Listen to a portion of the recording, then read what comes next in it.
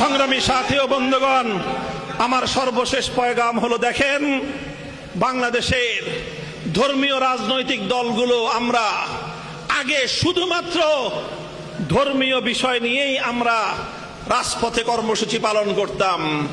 এই জন্য মানুষ আমাদেরকে জাতীয় রাজনীতির আমাদের সমস্যার সমাধান দানকারী সংগঠন বলে তারা মনে করত না। তারা মনে করত হুজুররা আছে শুধু মসজিদ মাদ্রাসা নিয়ে। এই প্রথম বাংলাদেশ খেলাফত মজলিস, আজ জুলাই সনদ বাংলাদেশের ৭০% মানুষের হৃদয়ের দাবিকে ধারণ করে সর্ববৃহৎ কর্মসূচি পালন করে সৌরওয়ার্দী উদ্যান থেকে বাংলাদেশের ৫৫,০০০ বর্গ মাইলে এই আন্দোলন ছড়িয়ে দেওয়ার কর্মসূচি গ্রহণ করেছে। তাই আজ একদল মানুষের মাথা খারাপ হয়ে গেছে যে বাংলাদেশ খেলাফত মজলিস এটা কি শুরু করলো। তারা একদিকে শাপলা চত্বরের কথাও বলে, তারা একদিকে ধর্ম অবমাননার বিরুদ্ধেও কথা বলে, তারা একদিকে শাপলার শহীদদের পক্ষেও কথা বলে, আবার তারা জুলাই শহীদদের পক্ষেও কথা বলে, তারা ইসলামের পক্ষেও কথা বলে, আবার দেশের সাধারণ মানুষের অধিকার, সাধারণ মানুষের ভোটাধিকার আদায় করার জন্য তারা সংগ্রাম করে। বাংলাদেশ খেলাফত মজলিস গণমানুষকে নিয়ে কাজ শুরু করলো কেন? এই জন্য আমাদের কিছু ভাই বেরাদারদের মনের মধ্যে হিংসার আগুন জ্বলে উঠতে চায়।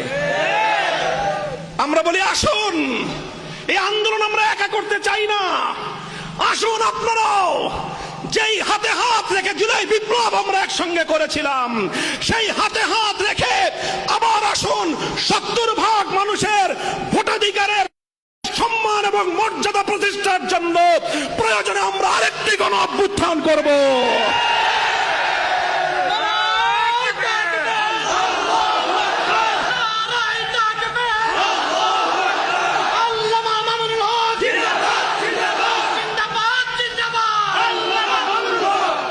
আমরা সরকারকে বলতে চাই, মোকাবেলা করতে হয় আসেন মাঠে। আপনারা জনগণের ভোটাধিকারের সঙ্গে প্রতারণা করেছেন, ধোঁকাবাজি করেছেন। জাতীয় সংসদে সরকারের মুখপাত্র স্বরাষ্ট্রমন্ত্রী বলেছেন যে এই গণভোট আর গণভোটের দাবি বাস্তবায়ন করা আমাদের উদ্দেশ্য ছিল না, আমাদের উদ্দেশ্য ছিল কোনোভাবে নির্বাচনটা আদায় করা। এইভাবে জাতীয় সংসদে স্পষ্ট ভাষায় নিজেদের মুনাফিকির পরিচয় উন্মোচন করে দেওয়ার পর এই জাতীয়তাবাদী দল বিএনপির বাংলাদেশের মানুষের অধিকার নিয়ে কথা বলার আর কোনো মুখ থাকে না।